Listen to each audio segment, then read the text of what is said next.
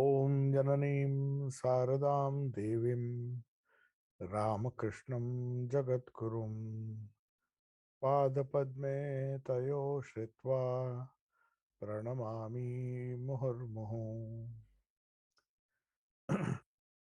So today is the fourth class of the biography of Sri Ramakrishna, on the biography of Sri Ramakrishna, the Sri Ramakrishna, the Great Master. That's the title of the book.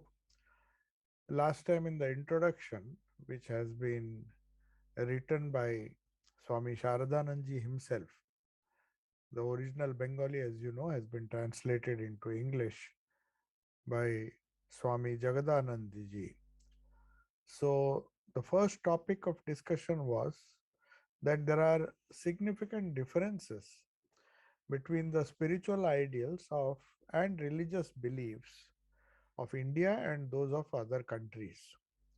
Not just the Western world, but other countries as well. And the reason that was given, that is given in the foreword, is or the introduction, is that the transcendental realities which we see around, which we wish to perceive around us.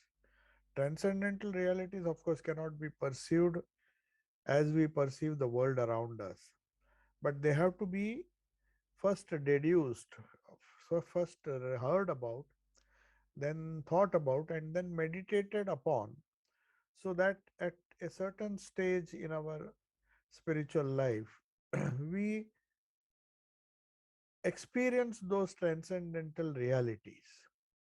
Those transcendental means that those experiences which transcend the purview of our senses and the mind.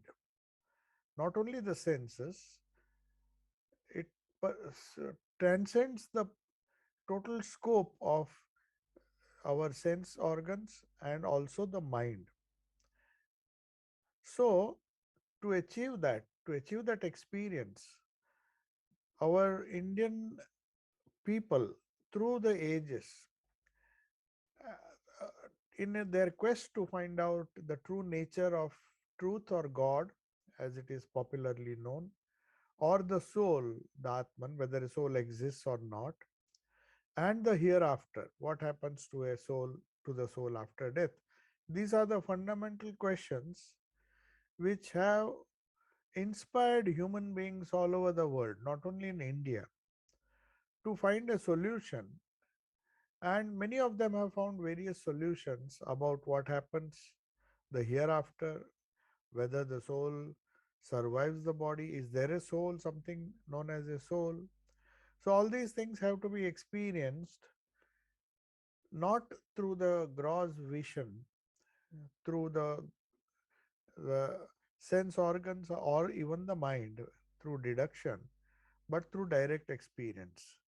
Now, the direct experience of these transcendental realities like God, Atman, and life after death, and all those things, they continue to be the ultimate goal of our individual life in India as well as collective life. If it was just a few stray individuals, like what happened in the other religions, a few individuals who were later on termed as prophets, though they were misunderstood in their own lifetime. Some of them were crucified, some others were killed. But whatever be the case, they were not understood uh, by the people, by their contemporaries. So the collective life, unless it is aligned to the individual life, both collective, individual as well as collective life, when they have the same ultimate goal. So that is why Swami Vivekananda very clearly said the national ideals or ideas, the national ideal of India is renunciation and service. And he says intensify them intensify your effort in those channels, and that is how you will make progress. You can't go against your national ideals. Each country has a national ideal. For example, Swamiji said for the English it is politics, for somebody else it is something else. For each country or each nation, not just a geographical country, but the whole area, nation or nations, they have specific ideals after which their collective life has been focused.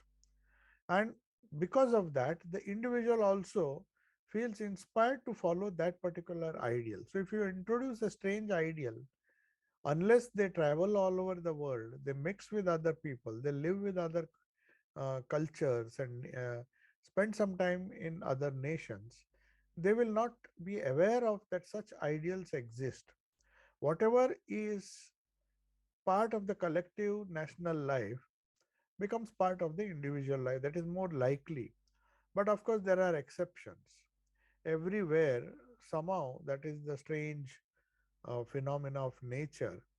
When people cross the limits and the whole collective life, in an attempt to impose certain ideals, they exceed the limit and cause an imbalance or a chaos in the world order, then certain self corrective measures are seen, and some prophets rise and they bring you back to normalcy, or at least some kind of harmony.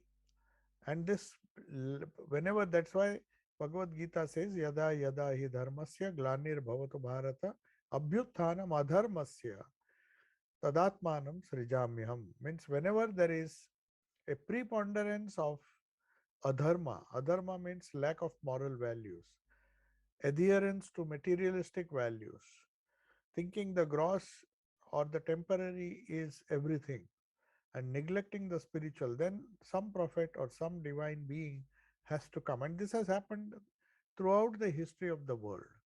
When things were, people were exploiting each other, when there were quarrels, when there were, people did not understand the meaning and purpose of human life, then somebody has to come and to show the way.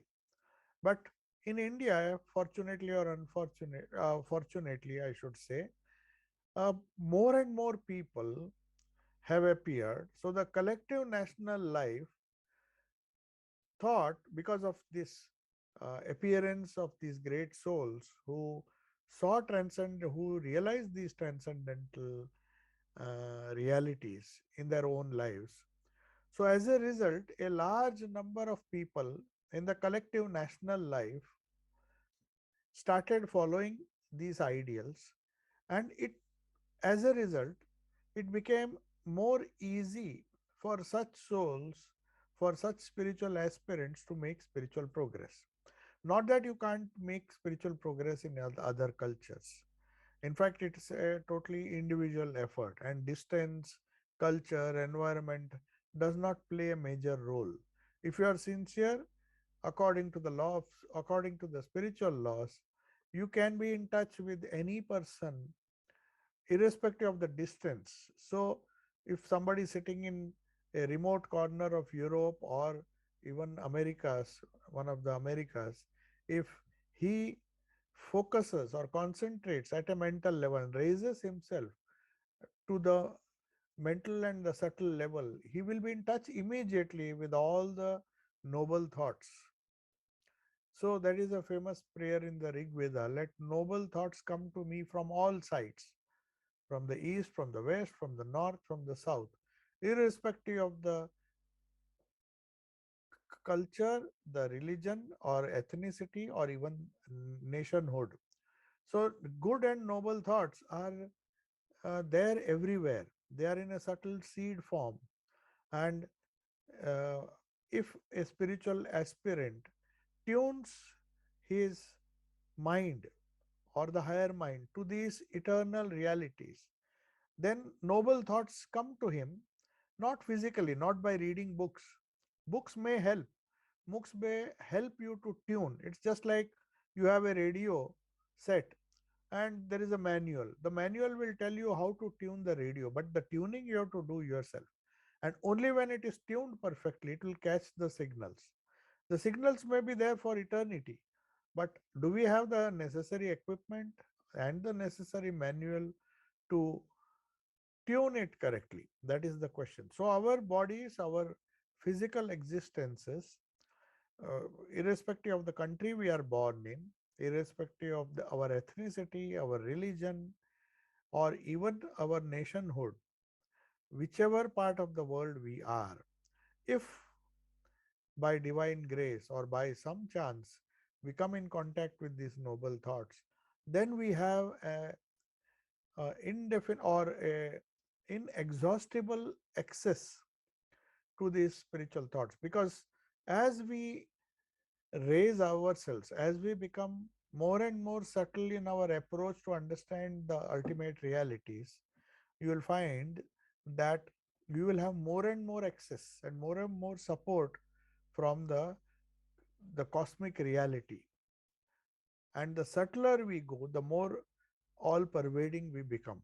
Our minds become more all pervading because the subtlety, the subtle nature of our thought, of our efforts, of our attempts to understand the truth, the grosser they are, the more localized it becomes. The finer they are, the more they spread, the more all pervading they become. And you have access to all the thoughts and all the noble ideas from all over the world. So that is the reason why the rishis said, let noble thoughts come to me from all sides. So you have to tune yourself. And what is the way to tune? It is pure yearning, that passion, that intense passion for acquiring these transcendental realities. So you see with what passion human beings try to acquire money, wealth, and learn some sport and try to excel in it. Without passion, nobody succeeds in any field, gross or subtle. If it is difficult to succeed in certain gross things like sports and other things, like making money and all those things, people have to struggle, perhaps spend their entire lives to achieve what they target. Then you imagine if the reality is subtler than all these gross things, how difficult it will be. Because the rule of law, the law is, spiritual law is, the subtler a thing, the more difficult it is to acquire. But because, as Swami Shardananji points out in his second paragraph, he says, if one attempts to trace the reason, to find out how, why India's India's people, the Indian people, acquired this intense passion to find out transcendental realities, then the only cause that comes to one's mind, according to Swami Shardananji, is the appearance of illumined souls in India. There was a preponderance of illumined souls who regularly appeared in different parts of India. So, whether you go to the north, whether it is Advaita, whether it is Bhakti school, there were different approaches, no doubt. The sects were, that's why you find the flowering of so many different sects, because spirituality cannot be uniform. It depends, it has to match with one's own inherent qualities. That is very important. And if you allow that freedom, if you try to fix one coat, as Swamiji says, you take up stitch one coat, all the coats will be of one size, and Tom, Dick, and Harry, everybody, irrespective of their size, they try to fix. If you try to fix that coat to them, then you are not going to succeed. You have to stitch coats of different sizes so that they fit the different personalities. So, this experiment was allowed or was permitted in India to such an extent, so much freedom was there in the field of spirituality that it flourished. It is only when you give freedom you flourish. But in the West, Swamiji says, they gave freedom in social matters. So that's why you find so many social experiments being done. This ism, capitalism, this ism, socialism, communism. So they they were more focused on trying out different systems, and there was a lot of freedom. Political freedom was their goal, social freedom was their goal, but not spiritual freedom. The spiritual freedom was restricted Unfortunately, by organized religion, whether it was the church or any other authority. So, also, it was true in the case of India, where certain institutions and organizations try to regulate and try to fix everything within their model, and that is when quarrel started. So, when religion, freedom in religion, religious approach, the idea of Ishta, idea of selecting your own Ishta, your own method of worship, your own deity, flourished only in India. So that's why they say there are 33 crores of gods and goddesses. What does it mean? In those days, population of India was 33 crores. So they said that for each individual, even if there is one god, a separate personal god, it doesn't really matter because ultimately, if his quest is true, if his efforts are true, if his yearning is true, if he really wants to transcend the gross, then he will do it no matter which deity he chooses. So, that experience of the reality in different ways and the freedom given to society was another reason. One of the main reason, however, according to Swami Shardananji, was that such great souls reappeared again and again. But unfortunately, the masses did not understand. Every prophet came and then he spoke of all inclusiveness. He did not speak of, he or she did not speak of all exclusive exclusiveness, maybe to restrain people from trying too many things. He or she, the prophet said, you have to follow this particular path because I have found a solution through this path, so you also follow. So there can be many paths, but the goal cannot change. They all agreed upon one thing.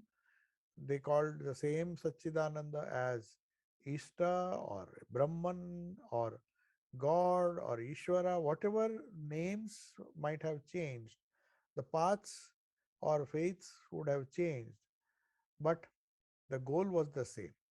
So, from time immemorial, Swami Shardanandji says, even our social and rules and customs were so formulated that they were guided by spiritual values. That is very important. The ultimate goal, as long as the ultimate goal was realized, people did not bother much about the social rules and customs. They created a unique society where the goal was to realize the transcendental reality known as God, Atman or Paramatman or Ishvara. But the depending on the temperament, you could choose your own path. So that freedom was allowed. Because Indian people and followed sincerely different paths, whichever path they chose, because they had the freedom to choose. But ultimately, they attained the goal of life according to their tradition, which did not conflict with the goal which others had attained through their tradition. So there was no problem as long as there were enough people who spoke from experience and not from certain adherence to certain dogmas or doctrines. If that had happened without realization, then they would have quarreled. So Sri Ramakrishna once asked, the somebody asked him whether worshipping Vishnu or Shiva or the different manifestations of Shiva or the different manifestation of Vishnu, that is Vaishnavas, who are correct. Then Sri Ramakrishna told them, he quoted, in fact, he said, somebody told me, somebody means one of his teachers who had come, Vaishnavacharan or somebody, whoever, all the great scholars who came, each one gave some wonderful advice to him, some wonderful words they uttered, and Sri Ramakrishna remembered all of them. And he did not fail to acknowledge that Tutapuri said this, Vaishnavacharan said this. So one of them told something which Sri Ramakrishna remembered, and then he quoted. He said, not even my seven forefathers, the seven generations, my ancestors, have seen either Vishnu or Shiva. So how can I say which path is better? My generations, the seven generations of my ancestors, which I know, which I have heard, None of them has claimed that they have realized Vishnu or Shiva. I am also experimenting just as they did. And when I realize that, I shall tell the whole world what I have seen. But right now, based on certain doctrines and dogmas, I don't want to make any claim. So, this was the principle that Indian people held very dear. So, they followed these social rules, which the Smritikaras, they are known as Smritikaras. Those who realize the transcendental realities, they are known as Shrutikaras. They compiled certain experiences in the form of Upanishads and the Vedas, which are known as Shrutis.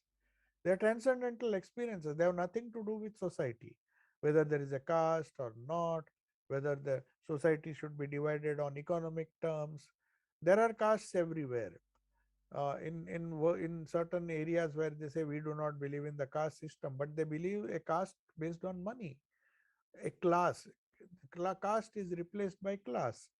There is aristocratic class, there is a labor class, there are so many classes.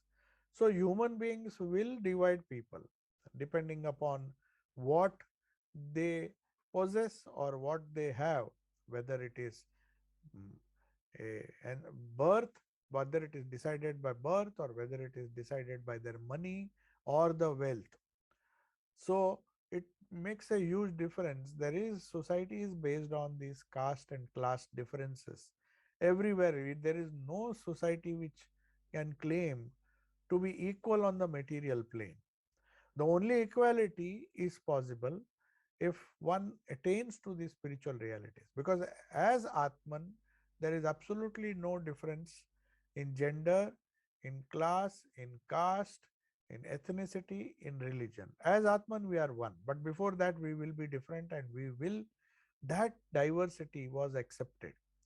And people followed the social rules. The social rules were developed in such a way that though they started with this caste differences, at least Indians were honest to admit that we believe in this distinction because we have to overgrow them. That's why you find people belonging to different castes, the moment they realize these eternal realities, then the caste was not a binding factor.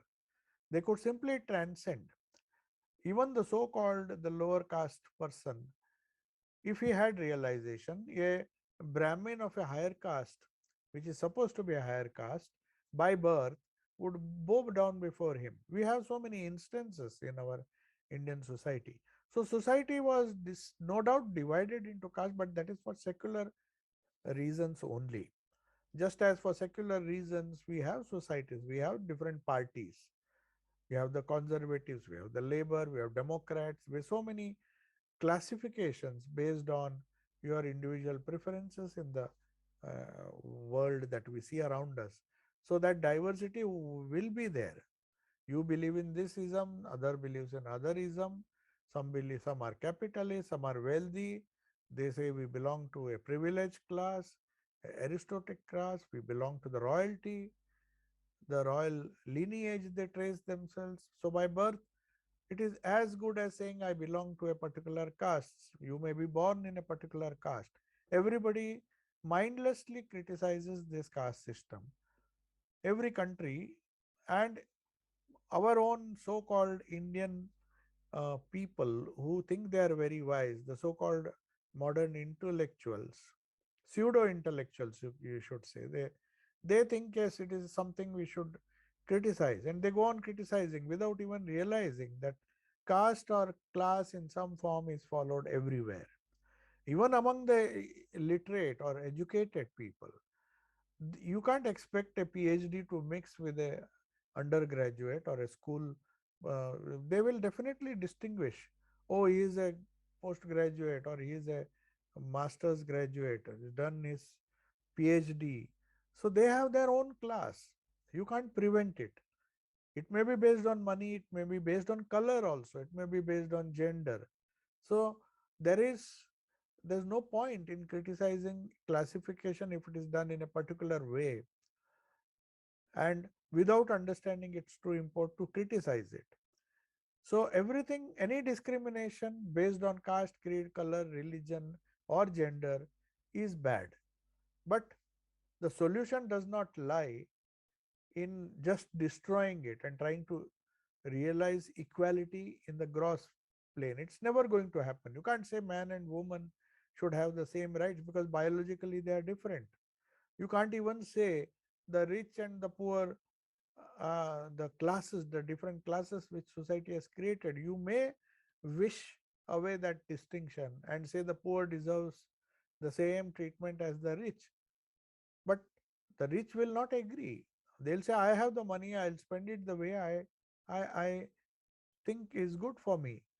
So they will spend, and just because the poor man does not have the capacity, he may not indulge in luxury and other things. He is happy if he gets 2 meals a day, he's just about to survive. So that distinction will remain, though it is not desirable, but that is how the world is made of.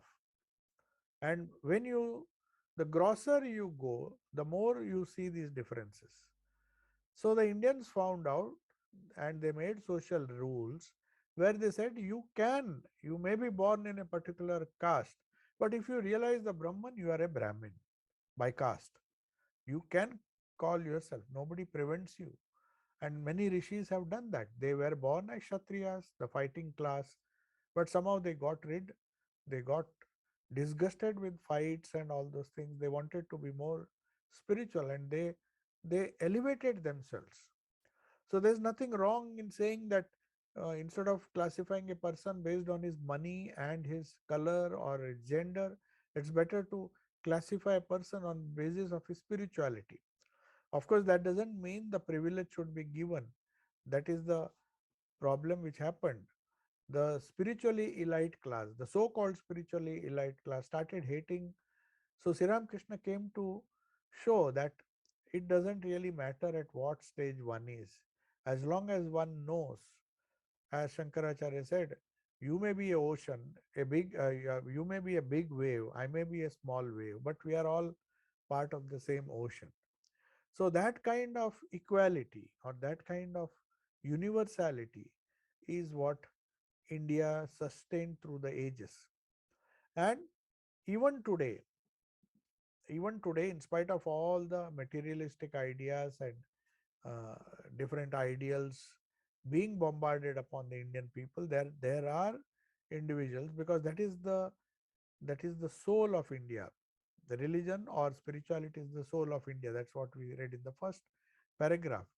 And Swami Shardananji argues that no matter externally, so many things will be tried by imitating the other countries, but you can't get rid of your soul. Your backbone will remain the same. You may change your external appearance, but your core personality cannot change. So, as long as people believe, strongly believe that, that's why Swamiji says, go back to your spirituality. Just hold on to your spirituality, and everything will be set all right. Uh, because if you don't hold on to your core values, then there is a likelihood that the national life will suffer because of lack of a fixed number or a large number of individuals holding on to this ideal. How many of them will succeed, we do not know, or that is not very important, but at least effort should be made. So, the faith that every individual, irrespective of his caste, creed, religion, gender, nationality, can experience God and attain God in whatever form we define Him, in whatever way we define Him, and attain union with Sachidananda, with Ishvara, with any name that we give, by practicing self control, which is very important, renunciation, abhyasa and vairagya, and intense spiritual longing. Of course, without intense spiritual longing, one will not practice spirituality. So now, then the third point Swami Shardanji makes, that what is the proof? What is the proof of this particular fact that a large number of people have realized the transcendental realities, and that is the core of our national life and also individual life. He is trying to now, Sardan is like a lawyer is trying to deduce. He says because we always believed a religion, not because of any book or a particular text. Though we have texts in Hinduism, we do not stick to these texts. If something superior is realized, that's why when Swami Vivekananda wrote the rules, he says, if anybody discovers a new unique method which gives him spiritual experience, accept it. India has always opened its doors. Our religion or Indian spirituality is not a closed book. They say only a few pages have been written. There's a large number of pages and experiments that will be made. It is very logical because during the Upanishadic days there were no Puranas. But when Puranas were written, they became valid paths and people have reached the goal.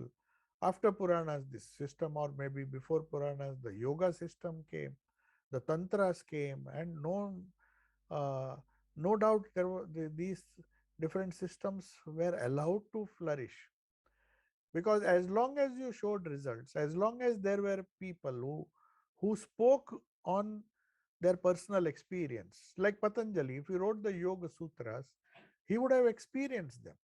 So when he experienced something direct, then he is given a special name, and that is the words that are normally used in the Upanishad. We say Rishi, one who sees truth or perceives truth or has a direct experience of truth.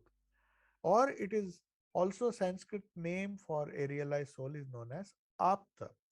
Apta means one who attains the highest. That is known as Apta.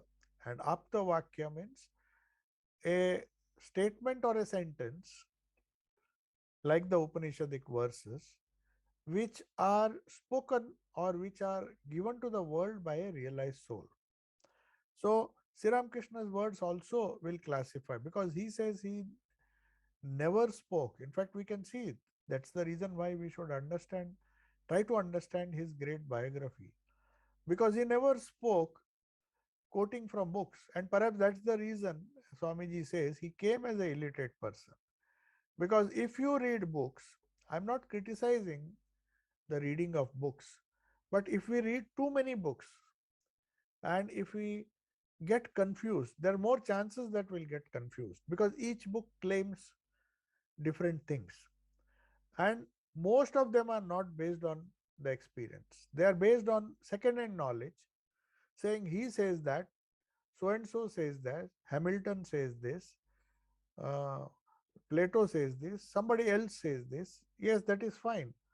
That is how we also follow the tradition, and we say the Gita says this, the Upanishad says this. But what is the fundamental difference?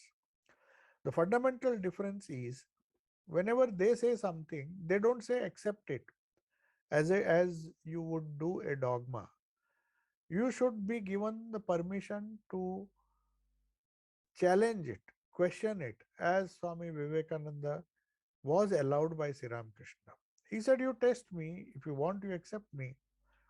Even Krishna says at the end of the Bhagavad Gita, after giving this wonderful sermon and discussing everything threadbare to Arjuna and through Arjuna to all of us, he says, I have said what I had to say. Now you think, you meditate, and if you feel it convinces you, accept it. So even these aptas or these rishis, or there's another word, adhikari. Adhikari means one who has authority. A teacher or a guru who has authority is known as a adhikari. Or in the words of yoga, when we discuss the Yoga Sutras, we'll come across this term, Prakriti Leena Purusha. Purushas, we are all Purushas, and our goal is to attain to Sachidananda. But we don't realize our true nature. So we fight against Prakriti, we fight inside Prakriti and fight against Prakriti and get confused, because Prakriti's very nature makes us gross and worldly. So what happens when a Prakriti Leena, means one who understands the secret of nature, he is a free soul absorbed in Prakriti. He is absorbed, but he is a free soul, which is primordial nature. The same Prakriti which can bind can free you also. So a Jivan Mukta who carries on and handles Prakriti as if she is a handmaid. She is not one who binds him. He works freely. He is a Prakriti Leena Purusha. He has realized his nature as the Purusha, the supreme spirit. So that is how yogis describe these rishis or adhikaris or aptas. So depending on which scripture you are reading, you may come across these terms right from Vedic age, when uh, teachers were described as rishis, one who saw the truth, the seer of truth. That is the literal meaning of rishis. So whoever established or whoever experienced these truths and gave it to others were known as rishis. And only rishi vakyas, which are later on also known as apta vakyas, because they have come from such people, these names were ascribed to these ancient rishis. And you will find that the word rishi is more important. The name is not important. So it is enough if you say, according to the Indian tradition, if it has been uttered by a particular rishi, people don't really bother whether that rishi was Atreya or Valmiki or Vashishta. There are so many hundreds and hundreds of seers, and there they also did not, though certain works are ascribed to them, but they did not take it seriously. It is only later on. Otherwise, they would simply be happy with the word rishi. So, after seeing some things, they uttered it, somebody recorded it, and it has come down in a oral tradition. And there is a need uh, for understanding what this oral tradition has done for India. We'll discuss it when in an appropriate class, because that's not the topic now. But there is a great advantage of the oral tradition. So you can't just convey a mantra by just writing something and giving in a slip. You have to utter it. There is a huge philosophy behind the sound reproduction. And as the Bible says, in the beginning was the Word was with God, and the Word was God. The same thing, Om, the word was uttered, it is Shabda Brahman. So there's a huge difference between the spoken word and a written word. That is why perhaps writing was not encouraged, though it was discovered in India. It was did not, like the Chinese and the other cultures who tried to put everything on paper. Indian people knew that spiritual values cannot be transmitted without the medium of sound. It's a huge topic, a very important topic, the the very essence of which is known as mantra shastra. So if you see the last 7 editorials that I wrote in Vedanta, of course most of them are all of them are online, you can see, you know, but every month I try to discuss a few pages, because it's a very very serious topic. I discuss only a few things. If you read all the 7 parts, it will be very difficult to remember, because it is such a profound science, the mantra shastra. And the mantras practically reveal to you the Lord or your Ishta, or the reality which even the Mahavakyas, Aham Brahmasmi and all, whatever study you did, they were all preparations. But it is the Guru who gives you the Mahavakya when you are ready. In Gyan Yoga, it happens, you don't practice it, you just meditate on it. And finally, when the Guru utters it in your ear, you are supposed to have experienced some kind of realization. Whereas in the Tantra method, you are given a mantra, you may or may not experience some anything in the beginning, but as you go on repeating, they say the mantra is energized, it becomes effective after a certain number of repetitions. It's not fixed. It depends on how much purity one has, how much subtle one has become. So that's why we find some people complaining that I've been doing mantra, I got initiation 50 years ago, nothing has happened. How can it happen? Because that is a shastra. The Mantra Shastra has its own science. It will work under certain circumstances. It requires a certain, for even material silicon, for example, it transmits these chips which we find now in the mobile phones and every gadget nowadays. It has to be, it has to maintain such a high level of purity.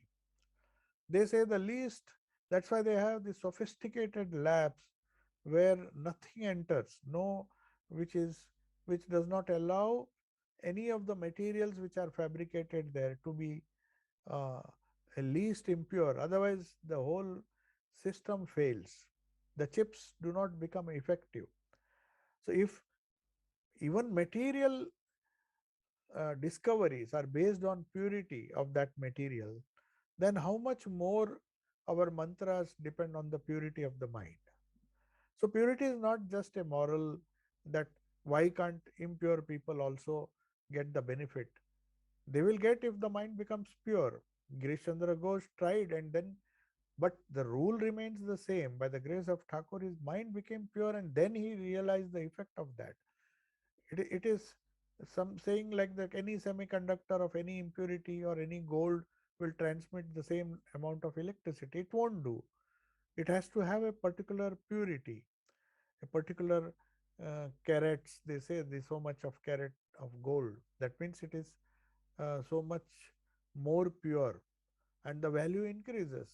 If these things are so important in gross, even in our jewelry, even in our semiconductor devices, then imagine we expect immediate results, and the sound or the mantra which has been designed to activate certain things in our personality, if it sets about so many preconditions. So that's why Abhyasa alone is not sufficient. Whether you take the Gita, Upanishad, or the yoga system, or any other system, even Buddhism, even Christianity, show me one religion which makes any compromise as far as purity is concerned. There may be other uses.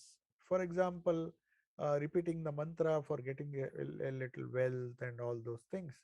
People might do it and they may get limited success, but that will be temporary. You need not do a mantra to earn money. If you use your brains, you can earn more, or if you work hard. So that is a misuse of the mantra. The mantra is effective only when it is used in a proper way. You can't use all technologies in all situations. The 5G technology, for example, will not work in a 4G or a 3G phone, no matter how much you try, because they don't have the necessity, purity, or the necessary sophistication. More sophistication means more purity, more accuracy. So these things are seen in our day to day life. So transcendental realization depends on the rishis of various classes. So all exalted persons are rishis, no doubt.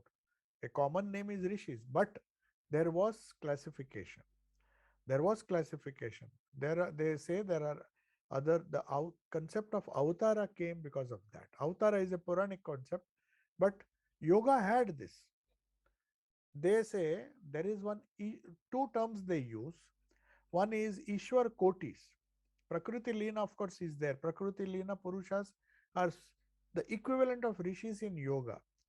But they say this Prakriti Leena can be divided into Kalpa Niyamaka Ishvara. Niyamaka means director. There are certain Prakriti Leena Purushas who can who can be considered as the ruler of a cycle. He is the Avtara of the Upanishads, of the Puranas. And there are others who are also great, but they are known as Ishvara Koti. So you will find these terms used so frequently in the gospel. The Sri Ramakrishna takes from Sankhya. This is a Sankhya definition that Ishwar Koti is a godlike soul. So, as there is a classification in the Vedic rishis, so also among the avtaras, or some are avta, av, something like avtara is known as Ishwar Koti. And Kalpa Niyamaka Ishwara, according to Patanjali, and according to Puranas, it is Avatara. they are they have to be one. And along with that, a satellite of Ishwar Kotis come to help his play, divine play. So without understanding this fact, we cannot understand what is the relationship between Sri Ramakrishna and the people who came around him, like Narendra, like Swami Vivekananda, Swami Brahmananda. We have to understand they also have a different categories. And when we say in even in a secular department in a university, we have the head of department who has definitely more knowledge, more powers, and he is more effective. He can issue orders, but the same cannot be said of the head of departments or the professors. So also this Ishwar Kotis, this there will be one Ishwara, which according to Patanjali, he says all are Prakriti Lina Purushas, but one is the Kalpa Niyamaka. Niyamaka means the director. He is like a director of an institute, and under him, this Ishwar Kotis function. So that is very logical. And so also Avatara in Puranas, they will say is an Avatara, and all others are his inner circle or his disciples who are his satellites. Like there is a sun and all the, or maybe there is a moon and there are satellite uh, around it. Or you can say there are satellites around each bright star, they are revolving around it. So there is a sun in the center and all the planets are revolving around it. So it's something similar to that. So the different names were ascribed to these people who realized the transcendental reality. We called him a rishi. The Vedas apta also a word is used, apta vakya, or adhikari. Then we have prakriti lina purusha. So they, apart from realization, how do we know that it is just the it is they really have realized? Because they exhibited extraordinary powers which a gross person can understand. For example, Sri Krishna could read a person's mind. How could he guess what Sri Krishna, not guess, how could he see that Swami Vivekananda was doubting him? He said, even now you are doubting. Just a thought appeared. And Swamiji was astounded. How can he demonstrate that power? And when the coin was put under a mattress, no, none of us will even be sensitive. Even if there is a big coin, we don't feel it. We are not sensitive. But how will you explain that Sri Krishna simply jumped like a scorpion stinging him? Because he had taken a vow that he will not touch a metal or a coin. And Swamiji tried to test him. So these extraordinary powers with which these incarnations or these prophets or these rishis, they develop a wonderful intuitive insight into the workings of people. And more importantly, these avatars can transform. The Ishwar Kotis may understand and may guide people, but it is only the incarnation who can transform a person. So Girish Ghosh was a very, very gross person, absolutely not qualified. That is why Swamiji says we should never believe in this Adhikaravada, that only certain people are Adhikaris for spiritual life. But if by the grace of God or by their own past karma, which results in the grace of God, a person apparently externally unsuitable for spiritual life gets transformed. And there are other people who are apparently fit for spiritual life, but they are struggling, but something inside them, a little ego, a little infatuation, and other things, will not allow them to progress even after years and years of practice. So Sri Krishna could understand. He did not judge a person by his external appearance or external behavior. Otherwise, why would he have taken Girish Ghosh as a disciple? So he had that intuition and he had that extraordinary power, which Swami Vivekananda says, much better. Some lower powers, people get fascinated. If somebody produces through miracle, some materializes an object, like so many yogis have done in India, it is nothing new. Even Swami Vivekananda saw one yogi in Chennai who could materialize fruits from nowhere. He has seen innumerable incidents like this. And he didn't care because he knew there are far greater miracles or far greater powers which Sri Ramakrishna exhibited. But these powers are not appreciated because people are not subtle. How to change a person just by mere touch or mere, he just took the power of attorney and Girish Ghosh immediately or slowly, but surely became a totally different person. A thing which one cannot achieve through one's own effort. People find it even so difficult to give up a simple habit like drinking or smoking. And he had all the vices that are possible for a human being. So, physically, or at least according to modern psychology, no amount of counseling would have helped him to become even a normal human being, leave alone a spiritual giant.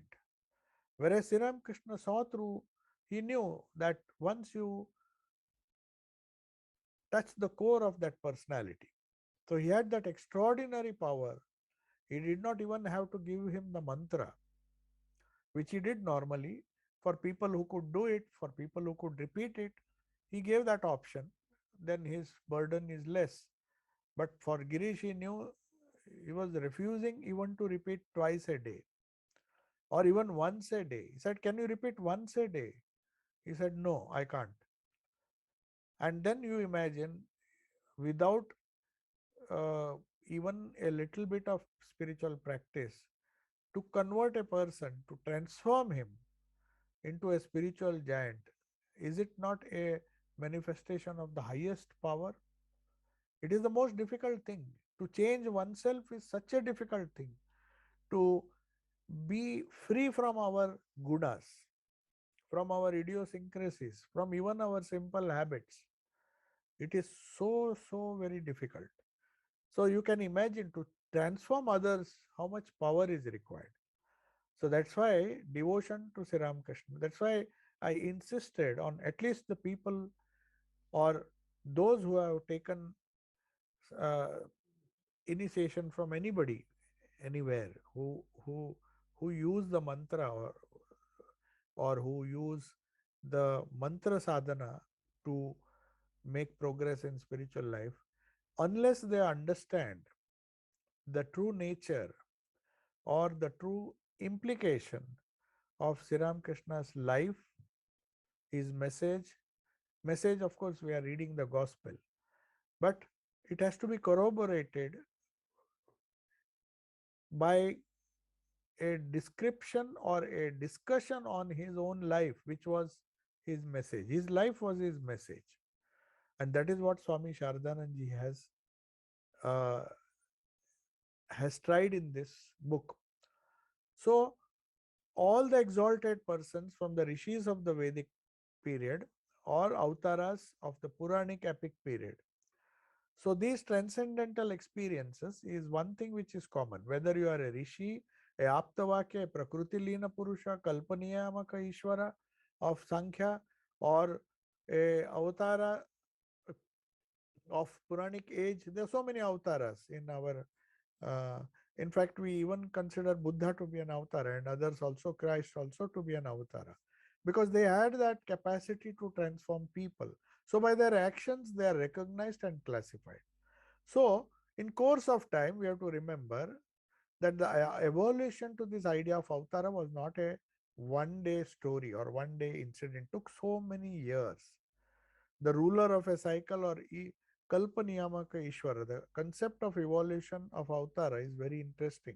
So, Swami Shardananji discusses that, because unless he prepares this background, we just can't repeat Thakur's name, Sri Krishna's name, and say he is my Ishta and I have devotion to him and I have taken mantra from such and such a guru. But what will it avail us if we don't have faith? Either you have faith like Girish Ghosh, which is which is one way, or like take the help of these great master and other things. The discussion which Shardananji has done, which enables us to understand the message, accept it, meditate on it, and realize, because all these teachings, none of them are not based, are something which is not based on any realization. Everything that he experienced, like a child, he spoke. If he saw something, he spoke. He didn't bother to find whether it was correct or intellectually understood by other people or not. That's why most of the time M was confused when he was noting or writing the gospel. He puts so many questions, but sometimes he leaves it unanswered. He says, did Thakur mean this? Because he was not sure.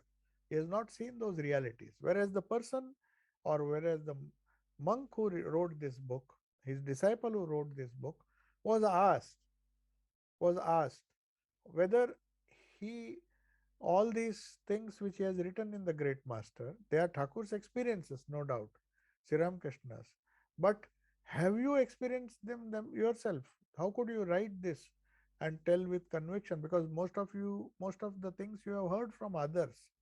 So they might have given you wrong information.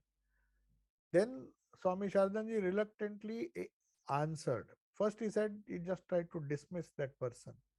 But then he reluctantly answered and quietly said that nothing beyond my own experience, not Sri Krishna's experience. Sri Krishna, of course, had experience, but the information he got was from some other people.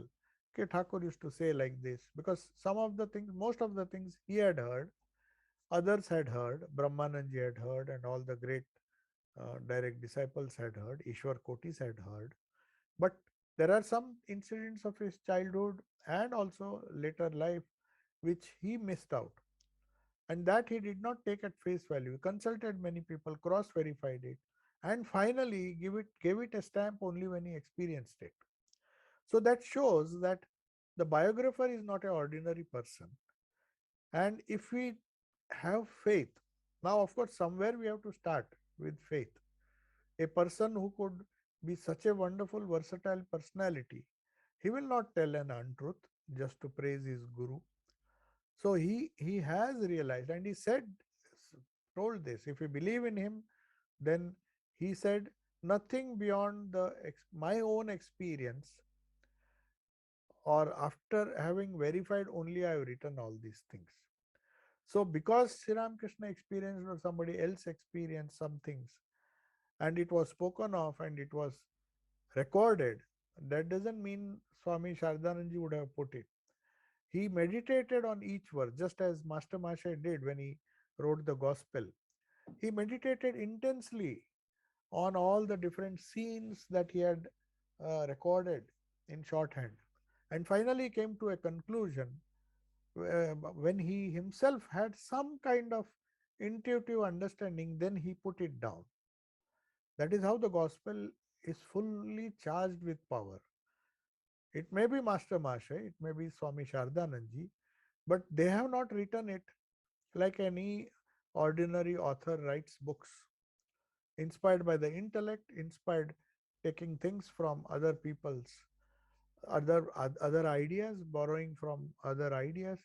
Sri Krishna, of course, borrowed many times. He borrowed, but he told that he quoted his own gurus, like he quoted. He say Tutapuri used to say that such and such thing, but he had experienced it. And still, though he had himself experienced it, he said it was Sotapuri's, his gurus. He gave credit to the person who first spoke to him. And after he received that commandment or that idea or that message or that experience, description of that experience, he would become restless. He would like to know how people who follow the Islamic faith realize their Allah, how Christians realize the Father in heaven, how do they worship Jesus? So he wanted to know and experiment and find out the truth himself and then share it with others. He might have heard, though it was a matter of his own experiences, he did not fail to give credit. He was because he had no ego. He had absolutely no ego. He used to say, so and so, such and such person, even it may be a very secular person, a small child came and spoke something, and he had that kind of intuitive realization of that fact. He said, oh, that day, so and such person said that it is written in the scriptures, and I verified it, or I know that is true.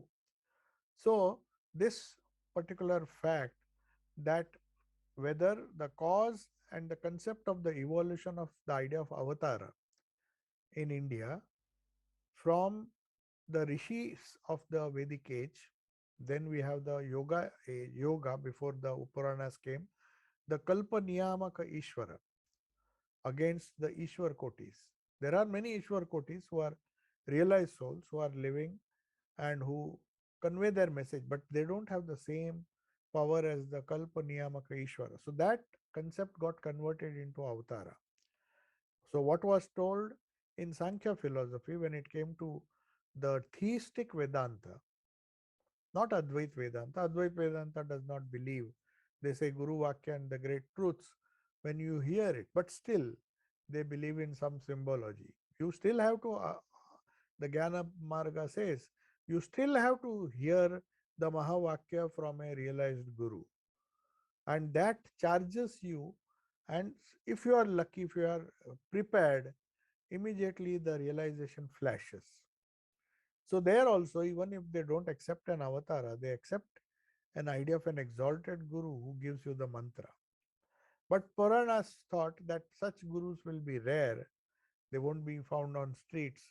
So if we have an avatara, the link to the avatara, passing through so many gurus, the Guru Parampara will give you that same power which Tantras discovered. The Mantra Shastra is based on the capacity or the quality of sound. Once it has been uttered, it cannot be destroyed. It's a great science. On some other occasion, we will discuss it. And if you are interested, you can just go to the website vedantauk.org and read all the 7 editorials, where sometimes it is just 3 pages, sometimes 5 pages, and the last one is also 5 pages. I almost come to the conclusion, whatever I could gather. I put it down. You'll see how what a fascinating subject that Mantra Shastra is, and how through a succession of disciples, or it has to be carried. It just cannot be written in books or got from books. It has to come. The sound associated with the first utterance is still ringing in the cosmos. It creates similar vibrations. It connects you immediately to the end of the line. You may start from a particular point, but ultimately, if you are sincere, if one is sincere, the mantra is nothing but a personification of the person who experienced it. It has come from a person who has experienced the reality and realized the reality of transcendental reality behind the mantra. The mantra is a gross thing, no doubt, but it takes you to that reality, it connects you.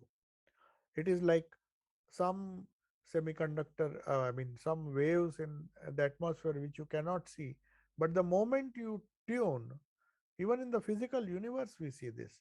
The moment you tune your set, radio set, or any other television set, the moment it gets connected in a particular frequency, which is also the property of sound, sound also has a frequency.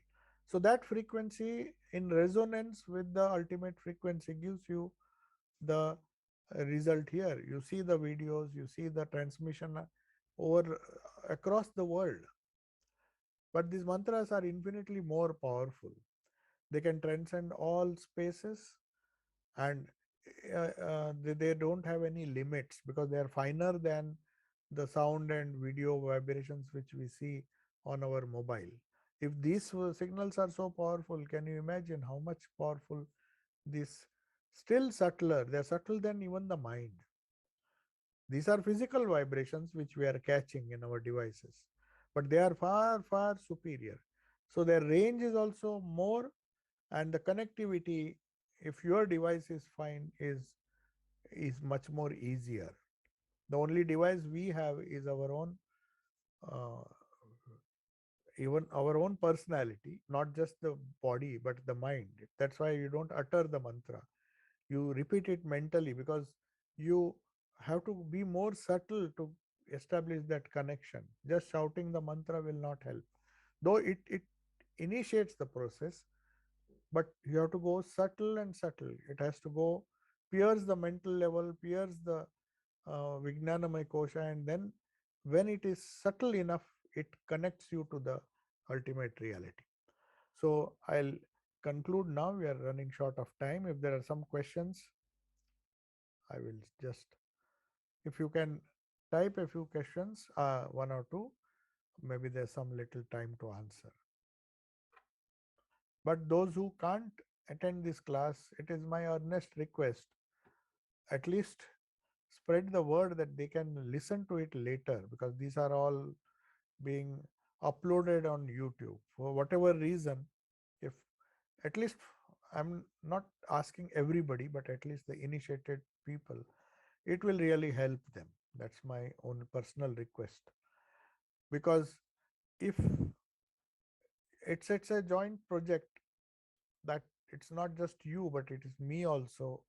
The more deeper we study our own Ishta or Sri Ramakrishna, whose mantra we are repeating, it definitely will help us to connect better and produce quicker results. Otherwise, we will end up complaining at the end of our life that we have been initiated, we got so much of, we might have also repeated it or not repeated it, and we have let go an opportunity. We had the device, but we did not use it because of lack of connectivity. You may have the best phone in the world, but if you don't use it, use all its functions, then it doesn't really matter which phone you have. So that is the idea, that this connectivity, however difficult it may be, it's not impossible. Sri Ramakrishna came to make life or religion or spirituality very simple. And if you, especially the Holy Mother's gospel, if you see, she made it more simpler, because Sri Ramakrishna left her to explain the intricacies of spirituality, which perhaps appear very difficult when you read the Great Master and the Gospel. But when you go to Holy Mother, somehow she makes it so simple and accessible. That is her uniqueness. That is her greatness. And that tradition, because after Sri Ramakrishna, it was she who for 34 years, as a Sangha Guru, or you may say Sangha Janani, the mother of the Sangha, saw to it, prayed to Thakur that see that this tradition doesn't die. You came and went, and will the tradition go with you? So it was her prayer that resulted in formation of this great Sangha, which which ensured by mother's grace or mother's prayers, even today, it is her prayer that is sustaining this order, and we are lucky to be part of it in some way. In our own incompetent way, we are part of it. It will pray to the Divine Mother and also to Sri Ramakrishna, the Holy Mother, to see that we get something from this great treasure, and try to salvage something from this great treasure for our own benefit. Okay, there are apparently no questions, so I'll conclude. Om Shanti Shanti Shanti Harihi Om Tat Sat Sri Ramakrishna Arpanamastu.